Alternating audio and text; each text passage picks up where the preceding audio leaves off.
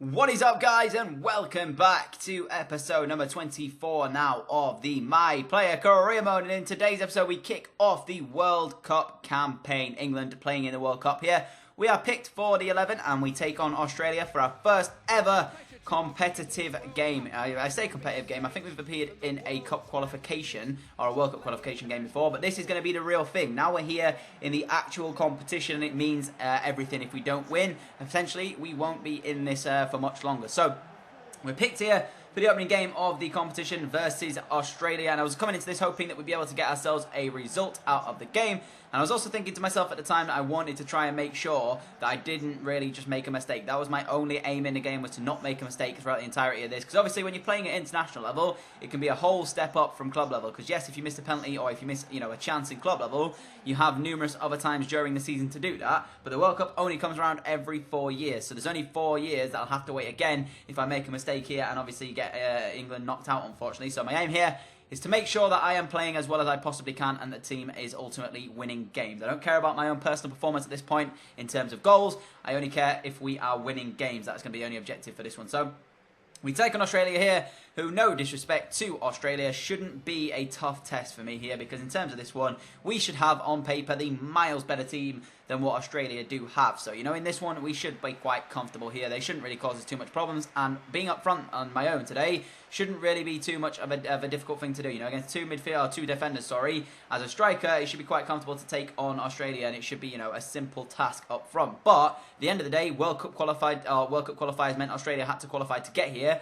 so they do deserve to be here as much as we do. So I can't really take them as lightly as I would have hoped to do. You can see the England team and the Australia team shaking hands here. They obviously as well, they actually do the national anthems as well, which is quite an interesting touch from EA. I've actually never played an international game in the last probably, I'd say 3 FIFAs, even though you could actually be an international manager. I never actually played the World Cup or anything like that. I just wasn't interested in it, so I always skipped or simmed the games.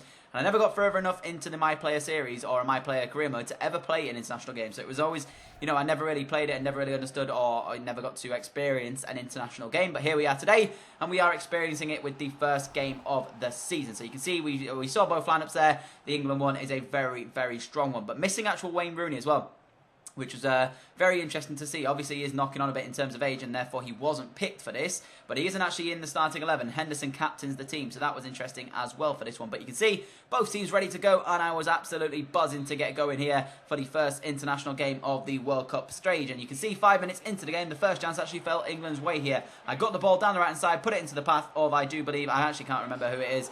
And then I think Wilshere actually takes a strike on, but he sends it over the bar, and unfortunately couldn't keep his strike down. But there was another chance here 10 minutes into the game when Raheem Sterling on the left-hand side sent an absolutely brilliant through ball to me, and I dragged my shot wide. And I said to you guys going into this, I didn't want to make a fool of myself. I didn't want to miss an opportunity, and that was a huge one in the game against Australia, because that could have put us 1-0 into the lead. And you can see how close that was. I was extremely frustrated because that was a fantastic through ball from Raheem Sterling. I was not expecting that to go through, and that was a lovely ball, I have to say. But then Dele Alli should have made it 1-0 as well. We're missing a lot of big chances here, and could they come back to bite us later on in the game? Because in the early 23 minutes of the game, we've been absolutely dominant. But the first goal did in fact happen when Alex Oxlade-Chamberlain met the cross from the left-hand side and put his head onto the back of it and made it 1-0 here to England in the 28th minute. We missed a number of opportunities in the build-up to this, and we could still go on to rue them by the end of the game, because obviously we missed 3 good opportunities here in the game for ourselves, but we managed to pick one off there and also score it as well with Alex Oxlade-Chamberlain scoring a header. Not known for his heading ability,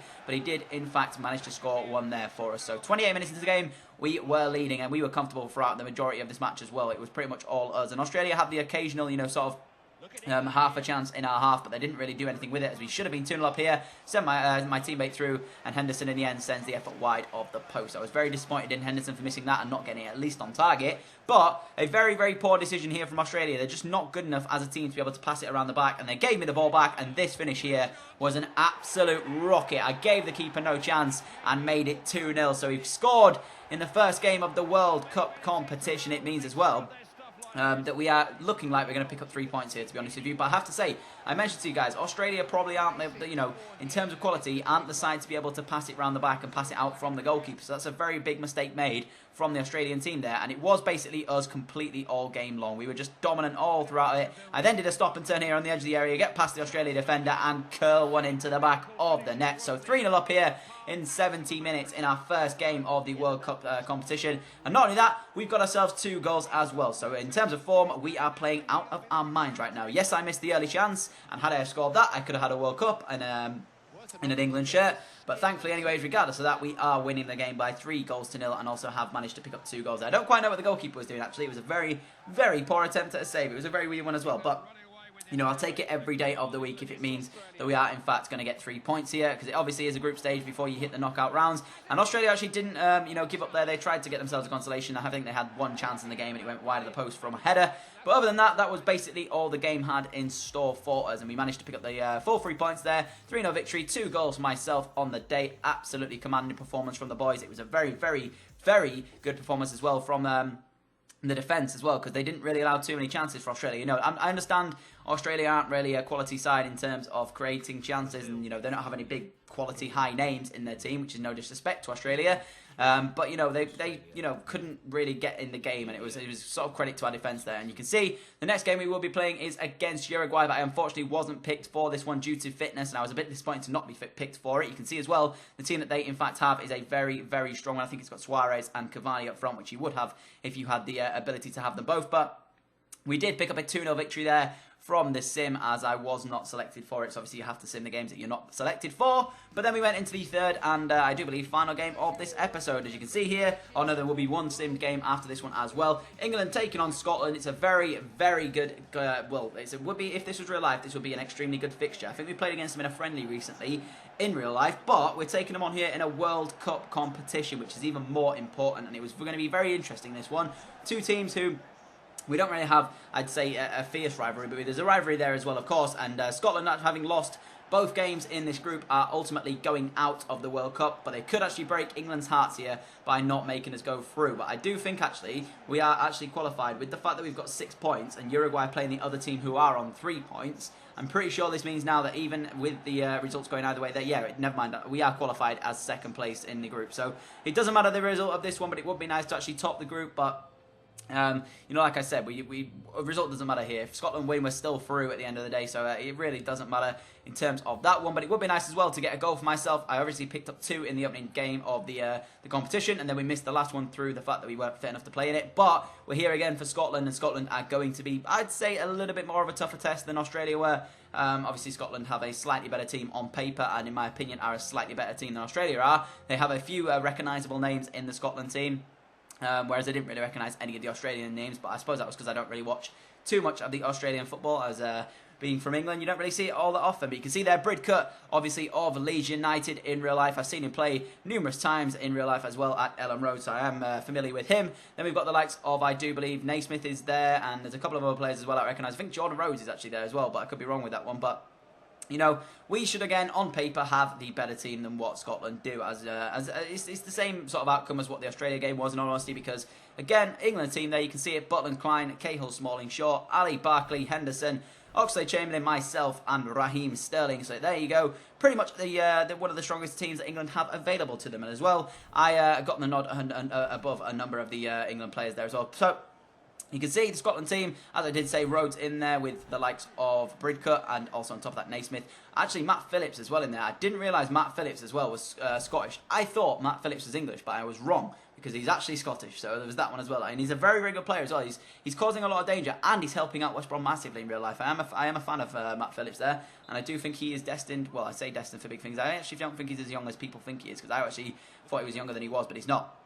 And I do believe he's actually formerly of QPR as well, but I could be wrong with that one. But the first chance in the game here fell our way 13 minutes into the game as I sent my effort off the post. I was very unlucky to see that one come back, and I was very disappointed as well. We then get another effort here as I curl one again onto the post, and at this point I'm thinking it's just not going to happen for me, is it? 20 minutes into the game. We managed to keep the chance alive, though, as it comes to Raheem Sterling. Sterling inside, and then it comes eventually to Henderson, and the skipper puts us 1-0 up in the game. So very, very good performance so far in this competition from our skipper.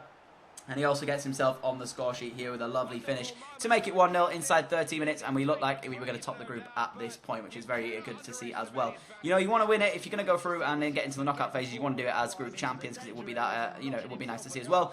And for some reason, Wilshere then came on after 30 minutes. I don't quite know, unless it was down to injury, why that was. But 40 minutes into the game, Scotland got themselves a first chance in this one. Matt Phillips at the heart of it. A lovely ball across the face of the goal. And had Klein not have been able to deal with that, it would have been a much more dangerous chance than it looked there. But into the second half we went, and I stole the ball pretty much straight from kick-off here. Take the strike on, but unfortunately it was just over the bar. And it would have been an absolute rifle had I been able to put that one in the back of the net, but I wasn't able to do so. But 58 minutes in, send Raheem Sterling down this left-hand side, sorry. Sterling goes inside of his man and gets past a couple of players before squaring the ball into Henderson. Henderson takes the strike on. It's a good save initially, and it comes back in the end to, I do believe, Jack Wilshere, who actually takes the strike on again. This time, though, it was blocked out for a corner. And then into the 66th minute we went into. And I played the ball down the left-hand side here. Managed to put the cross into a great area. And look at that from Jack Wilshere. What a goal this is. Brings it under control and then volleys it home past the goalkeeper to make it 2-0 inside 68 minutes. So we get ourselves an assist. We may not have scored yet, but at least we've got an assist on the board. And I said to you guys as well, that's a great volley, though, I have to say, by Wilshere. I said I would happily not take a goal if it meant that the England team were going to win games and pick up points. So I'm happy that that is the case.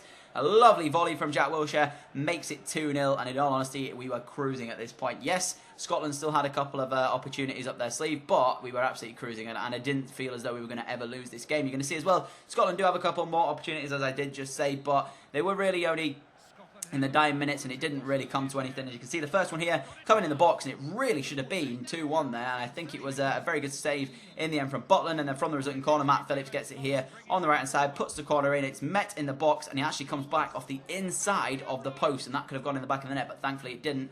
And then Butland from that one manages to keep the ball in his grasp. And 85th minute here, England create another chance for themselves. A lovely through ball to me. I thought I was just offside, but I managed to keep it just onside in the end. I have to cut it back though because I ran out of space to run into in the end, and we actually cut it back here to a dangerous area where Dele Alli is waiting. A lovely cut through ball into the path of Wayne Rooney, who came on off the bench, and that is the quality and experience that Wayne Rooney has at his helm. You can see there, takes the armband off Henderson and absolutely rifles this one into the bottom corner. A lovely finish from the formerly skipper, and he celebrates with me. I don't quite know why. We're not teammates or anything. That was a bit of a weird celebration. Obviously, I suppose when you're winning games at England level, you don't actually care what club you play for in at club level. But it was a bit of a weird one. It looked as if we were like, teammates and we were like knew each other. But I actually, don't play for Man United. I haven't ever played for Man United, so it can't be that either. But it was nice to celebrate the same way as Wayne Rooney did. But made it 3-0, and I hadn't scored in the game. But I wasn't disappointed too much because, as I say, as long as England are picking up points, I'm happy with it. And that was all the game had in store for us. So a 3-0 victory there as well. Similar to the earlier game that we played in against Australia. So we pick up 2 3-0 victories in the 2 games that I played. So that's 6 goals and none conceded. So that's very nice to see as well. Both games our defence have been on point. On top of that as well, the 3 games in the group, we've actually scored 8 goals and not conceded any. So that's very good to see as well. One of those games against Uruguay as well. So we managed to get out of the group, and we do in fact have one more game to come, which will be the first game in the knockout phases against India. I didn't actually know that we only had to play each team once. I forgot that it's the World Cup and not the Champions League group stage, because obviously in that you have to play each team twice. But you're going to see as well, India managed to lose to Northern Ireland there 2-1, so it should be quite a comfortable game for us. How they even got out of the group, I have no idea. But they did get out of the group. You can see I wasn't picked for it due to fitness, but obviously it should be quite a comfortable victory. Sturridge in there with Zaha instead of myself and Alex Oxlade-Chamberlain. And in the end, we end up winning it by 4 goals to 0, I do believe, as Sturridge makes it 1 there. And then we got on to win the game 4-0. There you go. So we are coming towards the end of this episode. If you have enjoyed, smash that like button. As always, I'll catch you all for the next episode very soon. Adios.